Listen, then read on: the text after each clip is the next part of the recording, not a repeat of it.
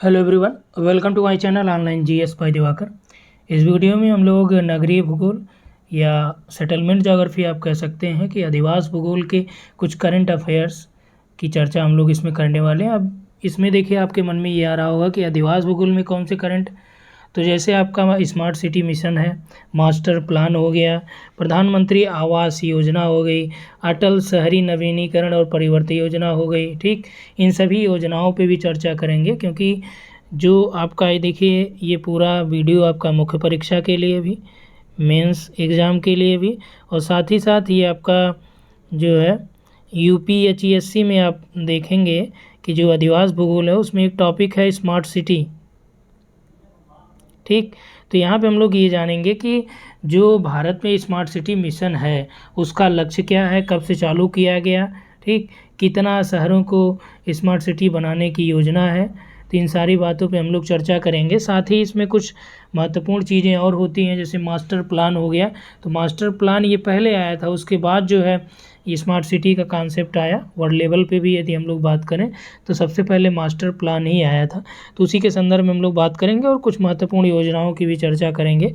तो यहाँ पे देखिए आप लोगों का जो बैच चल रहा है यूपीएचईएससी का, और आपका यहाँ पे टीजीटी पीजीटी का एक बैच कंप्लीट हो चुका है, दूसरा भी उसमें लगभग 5 से 6 यूनिट हो चुका है, ये भी कंप्लीट होने वाला है। तो यदि आप ज्वाइन करना चाहते हैं तो इसको ज्वाइन कर सकते हैं। यूपीएचईएससी अभी स्टार्ट हुआ है, नेट जेआरएफ के भी बैचेस उपलब्ध हैं। तो यदि आप ज्वाइन करना चाहते हैं तो इस नंबर पे व्हाट्सअप कर सकते हैं। ये नंबर है 8318011238। यहाँ आपको डेमो वीडियो भी मिल जाएगा।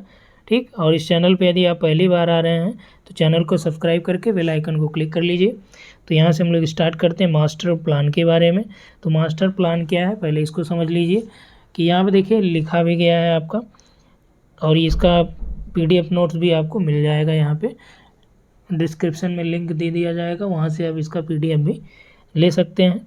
किसी विद्यमान नगर में सुधार करना या नए नगरों का निर्माण करने के लिए जो भावी आवश्यकताएं होती हैं, यानी कि भविष्य की जो आवश्यकताओं को ध्यान में रखते हुए उस नगर के लिए जो विस्तृत योजनाएं बनाई जाती हैं उसे क्या बोला जाता है, मास्टर प्लान बोला जाता है। ठीक, तो ये जैसे आप अपने लिए भी कुछ योजनाएं बनाते हैं कि हमारा ये मास्टर प्लान है कि आगे हम इन्हीं पॉइंट पे जो है वर्क करेंगे, कि जो हमारा या इन्हीं टॉपिक पे वर्क करेंगे जो हमारा कमज़ोर है। ठीक, और आपको आगे आपका टारगेट जो, जैसे आपको सिविल सर्विसेज में जाना है या आपको असिस्टेंट प्रोफेसर बनना है या प्रवक्ता बनना है, तो आपको किस हिसाब से काम करना पड़ेगा, तो ये आपका मास्टर प्लान होता है। तो हालांकि जो मास्टर प्लान होता है आपका ये 1 से 2 सालों के अंतर्गत आप कोशिश करते हैं गेन करने के लिए, लेकिन जो सिटी की हम लोग बात करें तो उसका जो मास्टर प्लान होता है उसमें लगभग 20 से 30 वर्षों का ये रखा जाता है कि आगामी 20 से 30 वर्षों या आगामी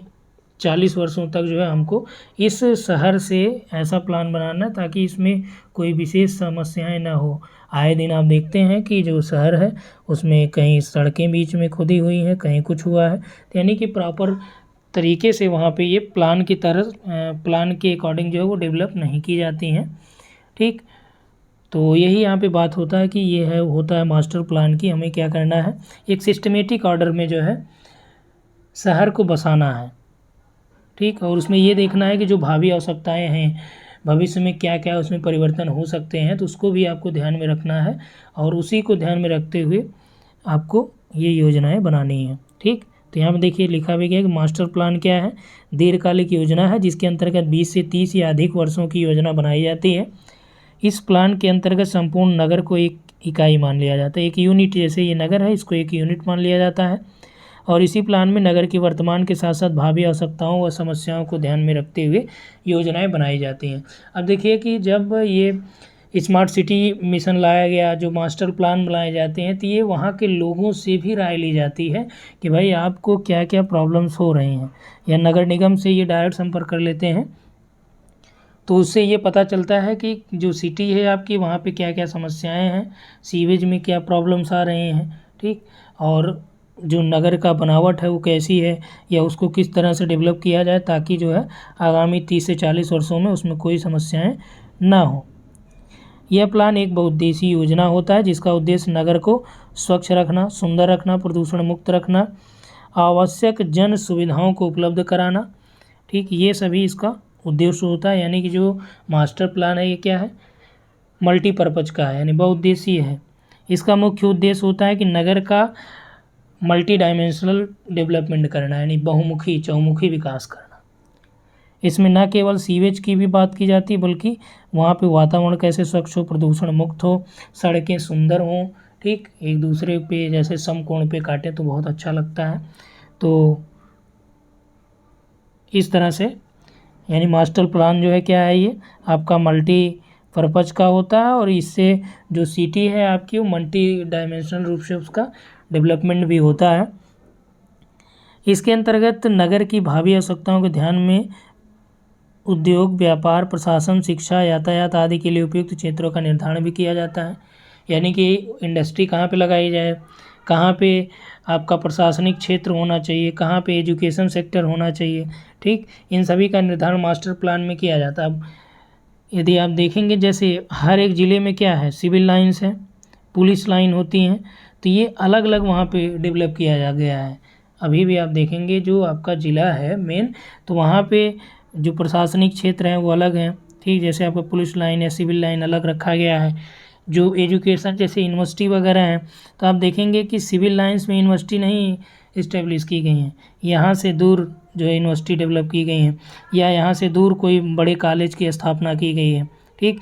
इंडस्ट्री की हम लोग बात करें तो सिविल लाइन्स में इंडस्ट्री नहीं है, ठीक, या आपका पुलिस लाइन में इंडस्ट्री नहीं डेवलप की जाती है, बल्कि इसके लिए अलग क्षेत्रों का विकास किया जाता है।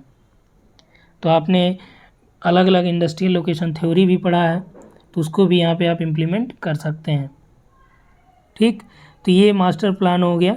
और मास्टर प्लान के लिए अलग अलग जगहों से जो प्लानर बुलाए जाते हैं, जो रीजनल प्लानर होते हैं, उनको बुलाया जाता है और अच्छी खासी रकम भी लेते हैं, ठीक। तो इस प्लान के अंतर्गत जैसे अभी स्मार्ट सिटी का जो प्लानिंग चल रही थी, तो इसमें भी अलग अलग जो सिटी हैं उसकी मैपिंग करने के लिए, वहाँ पे इसको किस तरह से डेवलप किया जाए, सारी चीज़ों की जानकारी के लिए अलग अलग प्लानर बुलाए गए हैं। तो इस प्लान के अंतर्गत इस पर भी बल दिया जाता है कि नगरीय भूखंड पर निर्माण कार्य करने से पूर्व भूस्वामी को नगर विकास प्राधिकरण से अनुमति प्राप्त करनी होगी। जो आपका डेवलपमेंट अथॉरिटी होती है, जैसे आपका प्रयागराज में पीडीए है, पहले एडीए था, इलाहाबाद डेवलपमेंट अथॉरिटी था, अभी पीडीए हो गया है, ठीक। तो ये अलग अलग जो जगहों पे इस तरह से आप कहीं भी कोई निर्माण शहरों में कर रहे हैं तो उससे आपको अनुमति लेनी पड़ेगी, ठीक। ये अलग अलग जगहों पे होती हैं। तो इनका निर्माण कार्य भी मास्टर प्लान के अनुसार ही होता है। अब देखिए भारत में जो मास्टर प्लान है, इसका एग्जाम्पल आपको 1915 में सबसे पहला जो मास्टर प्लान के तहत तैयार किया गया सिटी है वो मुंबई है। तो मुंबई के लिए मास्टर प्लान तैयार किया गया था। इसके बाद 1920 में चेन्नई के लिए मास्टर प्लान तैयार किया गया। वर्तमान समय में ज़्यादातर 1 लाख से अधिक जनसंख्या वाले नगरों के लिए मास्टर प्लान तैयार किए जा चुके हैं, ठीक। यहाँ पे देखिए आप इस यूट्यूब चैनल पे आप विजिट कर सकते हैं। यहाँ पे आपका प्लेलिस्ट चेक करेंगे, उसमें एनसीईआरटी का भी लेक्चर पड़ा है, आपको ढेर सारे एमसीक्यूज़ वहाँ पे मिल जाएंगे। लगभग आपका प्रैक्टिकल का भी एमसीक्यूज़ वहाँ पे है, प्रैक्टिकल के जीआईएस के, रिमोट सेंसिंग के फ्री वीडियोज़ भी अवेलेबल हैं, उसको आप देख सकते हैं। अधिवास भूगोल के भी प्रैक्टिस सेट हैं, ठीक। और यहाँ पे अलग अलग कक्षाएं भी उपलब्ध हैं, और यदि आप हमसे जुड़ना चाहते हैं तो इस नंबर पे आप व्हाट्सएप करके डिटेल ले सकते हैं। तो हम बात कर रहे थे मास्टर प्लान की। तो मास्टर प्लान में वर्तमान समय में यदि बात करें तो 1 लाख से अधिक शहरों के लिए मास्टर प्लान तैयार किए जा चुके हैं। तो यहाँ से जो प्रश्न पूछा जाता है कि पहला मास्टर प्लान किसके लिए तैयार हुआ, मुंबई के लिए, दूसरा आपका चेन्नई के लिए तैयार किया गया। अब आते हैं हम लोग स्मार्ट सिटी के बारे में, जो यूपीएचईएससी में ही डायरेक्ट सिलेबस मेंशन किया गया है। तो स्मार्ट सिटी मिशन की जो शुरुआत किया गया था भारत में यदि बात करें तो ये 25 जून 2015 को चालू किया गया था, ठीक। पहली बार ये स्टार्ट यहीं से किया गया था। और इसमें ये रखा गया कि जो शहर हैं भारत के अलग अलग, तो इसमें देखिए आपका जो पश्चिम बंगाल था ये अपने आप को इसमें शामिल नहीं किया। क्यों? क्योंकि जो है केंद्र और राज्यों के बीच कुछ दिक्कत चल रही थी। वो आप जानते हैं कि पश्चिम बंगाल में ममता बनर्जी की सरकार है और केंद्र में मोदी जी हैं, तो इन दोनों के बीच जो है केंद्र और राज्य के बीच अक्सर आप देखते हैं कि जो संबंध है बहुत ही कटु बना हुआ है। तो इसको इन्होंने एक्सेप्ट नहीं किया था पश्चिम बंगाल में। और जो आपका मुंबई है और आपका नवी मुंबई है, ठीक, इन्होंने पहले इसके लिए फॉर्म तो अप्लाई किया, हालांकि बाद में इन लोगों ने क्या किया, फॉर्म को निकाल लिया, यानी उसको उसमें शामिल होने का इनका भी विचार नहीं किया। तो यहाँ पे हम लोग देखते हैं कि भारत की वर्तमान जनसंख्या का लगभग 31% शहरों में बसता है। तो हालांकि 31.16 डाटा है, तो कहीं आपको 32 भी मिलेगा तो आप इससे चौंकिएगा मत। तो 31% शहरों में जो है भारत की पॉपुलेशन, वर्तमान जनसंख्या का लगभग 31% जनसंख्या कहाँ पे है, शहरों में है। इनका जो सकल घरेलू उत्पाद यानी जीडीपी है, जीडीपी और एनडीपी, एनएनपी, इन सभी के बारे में आप जानते ही होंगे। ठीक, जीडीपी का मतलब होता है ग्रॉस डोमेस्टिक प्रोडक्ट, यानी कि सकल घरेलू उत्पाद।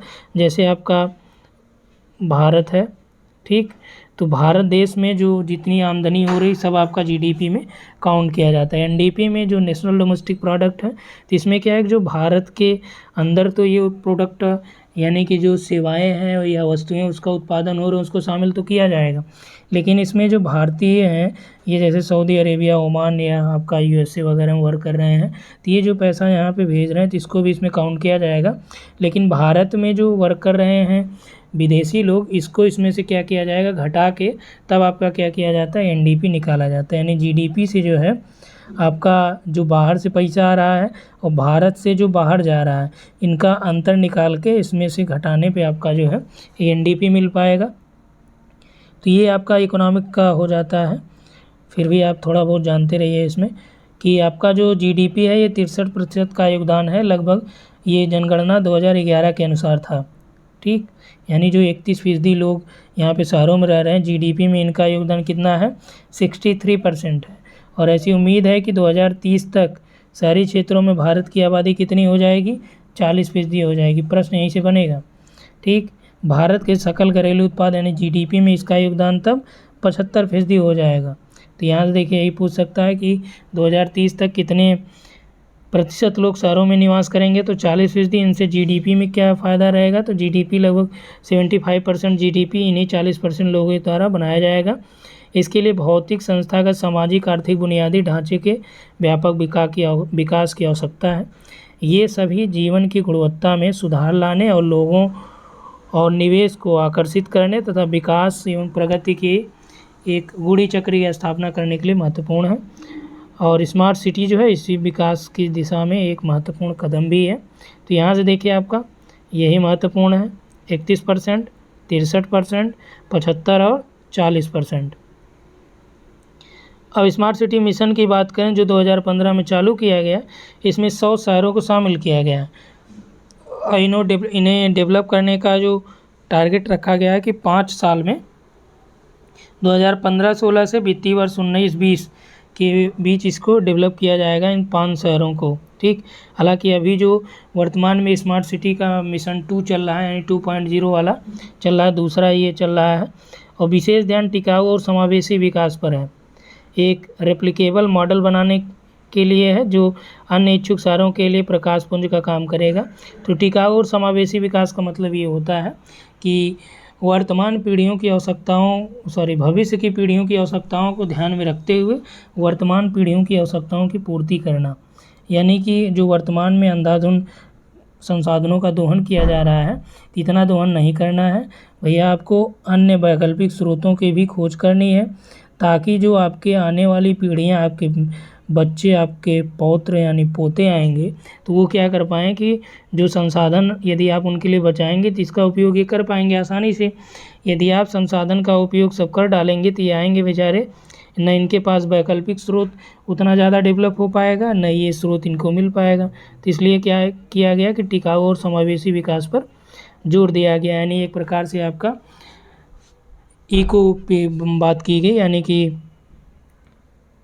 पर्यावरण के अनुकूल विकास की बात की जा रही है। तो स्मार्ट सिटी मिशन क्या है, एक ऐसा उदाहरण प्रस्तुत करने के लिए जिसे स्मार्ट सिटी के भीतर और बाहर दोहराया जा सके। विभिन्न क्षेत्रों और देशों के हिस्से में भी इस तरह के स्मार्ट सिटी के सृजन को प्रेरित किया जा सके। ये देखिए आपका 100 से 150 वर्डों में भी है, तो आपका यहाँ से मुख्य परीक्षा के लिए भी काफ़ी महत्वपूर्ण रहेगा। स्मार्ट सिटी मिशन की रणनीति यदि हम लोग बात करें, ये टॉपिक आपका मेंस में है। पूरे शहर के लिए एक पहल है जिसमें कम से कम एक स्मार्ट समाधान शहर भर में लागू किया जा सके। और क्षेत्र के आधार पर प्रगति के 3 मॉडल हैं, रेट्रोफिटिंग, पुनर्विकास और हरित क्षेत्र। ठीक, ग्रीन एरिया भी इसे डेवलप किया जाएगा इसमें। अब देखिए यहाँ पे दिया गया कोर बुनियादी सुविधाओं के तत्व, यानी कि यहाँ पे किन किन सुविधाओं की विकास की बात की गई है कि पर्याप्त पानी की आपूर्ति करना, निश्चित जो बिंदु की आपूर्ति निश्चित करना, ठोस अपशिष्ट प्रबंधन के लिए स्वच्छ, कुशल शहरी गतिशीलता, सार्वजनिक परिवहन, किफ़ायती आवास विशेष रूप से गरीबों के लिए। ठीक, सुदृढ़ आईटी कनेक्टिविटी, डिजिटलीकरण, सुशासन विशेष रूप से ई गवर्नेंस, नागरिक भागीदारी, टिकाऊ पर्यावरण, नागरिकों की सुरक्षा और संरक्षा, महिलाओं, बच्चों, बुजुर्गों की सुरक्षा, स्वास्थ्य और शिक्षा। तो ये इसका उद्देश्य है जो स्मार्ट सिटी मिशन का है कि जो स्मार्ट सिटी बनेगी उसमें इन चीज़ों का जो है विकास किया जाएगा। ठीक, अब देखिए स्मार्ट सिटी मिशन के अंतर्गत कुछ लाभ दिए गए। यहाँ पे क्या लाभ इससे होंगे कि ये पहली बार है जब MOUD कार्यक्रम के वित्त पोषण के लिए शहरों का चयन करने के लिए चैलेंज और प्रतियोगिता विधि का उपयोग क्षेत्र के आधार पर विकास की एक रणनीति का प्रयोग किया गया। यह प्रतिस्पर्धी सहकारी संघवाद की भावना को भी दर्शाता है। महत्वपूर्ण पॉइंट है ये, इसको आप लिख सकते हैं वहाँ पे। राज्य और शहरी स्थानीय निकायों को स्मार्ट सिटी के विकास में एक महत्वपूर्ण सहायक भूमिका भी निभानी है और इस स्तर पर स्मार्ट नेतृत्व, दृष्टि एवं निर्णायक कार्रवाई करने के लिए क्षमता मिशन की सफलता का निर्धारण करने में महत्वपूर्ण कारक होगी ये। और नीति निर्माता या क्रियान्वयन करने वाले, यहाँ पे देखिए पूरी कहानी टाइप की एक है और इसी तरह से आपको मुख्य परीक्षा में लिखना पड़ेगा। ऑब्जेक्टिव वाले में तो यहाँ से प्रश्न नहीं पूछा जाएगा, जहाँ से पूछा जाएगा जैसे आपका कि स्मार्ट सिटी कब चालू की गई, इसका लक्ष्य कितना रखा गया है, कब से कब शुरुआत की गई है, ठीक, इसका उद्देश्य क्या है, इस सिटी में क्या क्या चीज़ें विकसित करने की इसमें लक्ष्य रखा गया है। तो यहाँ देखिए रेट्रोफिटिंग की अवधारणाओं को समझना होगा। 3 बातों पे 3 मॉडल की बात की गई थी, रेट्रोफिटिंग, पुनर्विकास, ग्रीन फील्ड, यही तीनों को यहाँ पे डेवलप करना है स्मार्ट सिटी में। ठीक, तो यहाँ पे आप ये चीज़ें पढ़ सकते हैं इसमें आपका।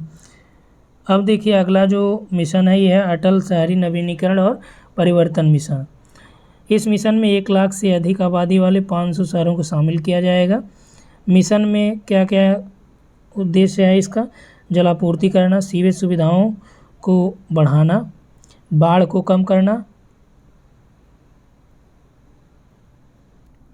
तो यहाँ पे है कि बाढ़ को कम करना, पैदल मार्ग, गैर मोटरीकृत और सार्वजनिक परिवहन सुविधाओं का विकास, यानी ज़्यादातर लोगों को क्या करना है कि वो सार्वजनिक परिवहन से जाएं।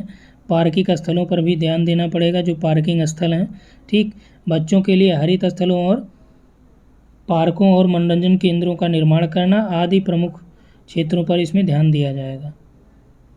मिशन घटक की हम लोग बात करें तो मिशन घटकों का वर्णन जो है यहाँ पे किया गया है और जो इसमें अलग अलग है कि जलापूर्ति करना, जो जलाशय हैं उसका पुनरुद्धार करना, सीवेज प्रणालियों का इसमें सुधार करना, वर्षा जल निकासी सुविधाओं को बढ़ाना जिससे बाढ़ कम हो सके और वर्षा के द्वारा जो नालों में जाम लगता है, पानी इकट्ठे होते हैं, वो ना हो। ठीक, शहरीकरण परिवहन प्रणाली, तो अलग अलग इसमें सुविधाओं का विकास किया जाएगा, ये आपका पूरा ऊपर बताया भी गया है। प्रधानमंत्री आवास योजना, जो शहरी आवास योजना अर्बन की बात की गई है, इस योजना की जो शुरुआत है ये 25 जून 2015 को हुई और इसके तहत देश के सभी बेघरों और कच्चे घरों में रहने वाले लोगों की आवश्यक बुनियादी सुविधाओं से युक्त पक्के मकान जो है ये 2022 तक सुलभ कराए जाएंगे, ऐसा इसका लक्ष्य रखा गया था। और यह योजना देखिए अभी क्या है कि जब चालू की गई थी तो इसका लक्ष्य था 29 राज्य और केंद्र शासित प्रदेश, अभी आपके 28 राज्य हो गए, 8 केंद्र शासित में आ गए हैं। ठीक, तो सभी जो है 4041 शहर और कस्बों से ये क्रियान्वित की जा रही है। तो ये टोटल आपका जो करंट रहा है नगरीय भूगोल का। ठीक, यहाँ से कई बार आपसे प्रश्न पूछे गए हैं। अब देखिए आपका UPSC में जो फर्स्ट पेपर में यहाँ से पूछा गया था आपका प्रश्न कि स्मार्ट सिटी मिशन की शुरुआत कब की गई थी। ठीक, तो फर्स्ट पेपर में भी यहाँ से प्रश्न पूछे गए हैं। तो एक प्रश्न आपका फर्स्ट पेपर से भी आ गया, यानी कि इसको मान सकते हैं कि करंट बेस्ड प्रश्न था, लेकिन ये आपकी ज्योग्राफी का भी प्रश्न हो जाता है। इस वीडियो में हम लोग इतना ही बात करेंगे और आगे जो है आपको इसी तरह से कोशिश किया जा रहा है कि जैसे इन्वायरमेंट के कुछ करंट के टॉपिक आपको जो परीक्षाओं के लिए महत्वपूर्ण है, जैसे यूजीसी नेट में भी कई बार यहाँ से पूछे गए हैं और इन्वायरमेंट से भी पूछे जाते हैं, फर्स्ट पेपर में भी आएंगे, ज्योग्राफी में भी आएंगे। इसलिए इन्वायरमेंट का पूरा 1 साल का जो है करंट आपका तैयार किया जा रहा है, तो जल्दी वो आपको मिल जाएगा। ठीक, तो यहाँ पे इतना ही। Thanks for watching.